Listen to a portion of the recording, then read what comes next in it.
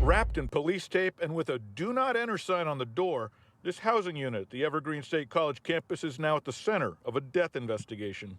The alarms were going off for a couple minutes. The police showed up, then the fire department showed up. The alarm was from a carbon monoxide detector, and inside, first responders found 3 students incapacitated. A campus police officer came in and actually had to break the door down, found one person deceased and 2 in real trouble. The student who died is 21-year-old Jonathan Rodriguez from DuPont.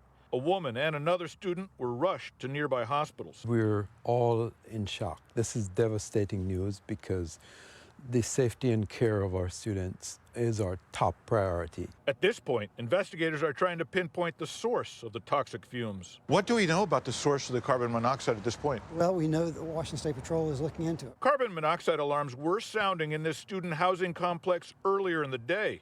College senior Chris Pennington says they frequently trigger and speculated on a possible source. That I'm aware of, the only source of carbon monoxide would be the water heaters. Propane tanks sit just outside the apartment units to feed those water heaters and will likely be part of the investigation. No signs of foul play in what is shaping up to be a heartbreaking accident. Anytime you have a loss of life, it's tragic, but a young person in a college dorm right around the holidays, it's tragedy on top of tragedy.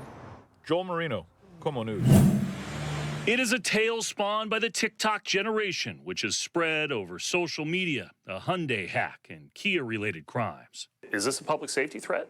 This is a public safety threat. That's why Seattle City Council member Lisa Herbold, in one of her last acts as an elected official, sponsored a resolution to urge the feds to recall certain Kia and Hyundai models, saying the car makers are not doing enough on their own. These particular makes and models that don't have the the anti-theft devices are typically the low-end models, which means that it's most likely people of limited means who are having their vehicles stolen. They're also having a hard time getting access to car insurance because insurers don't want to insure folks. Request for federal action, recall Kia and Hyundai models. It follows similar action in cities like Baltimore. Over the past year, car thefts in Baltimore have surged by 220+%, with nearly half involving Kia and Hyundai models. They adopted the resolution last month, but both car makers are defiant. In statements to KOMO News, Kia saying it has complied fully with requirements and the lawsuits and resolutions are without merit.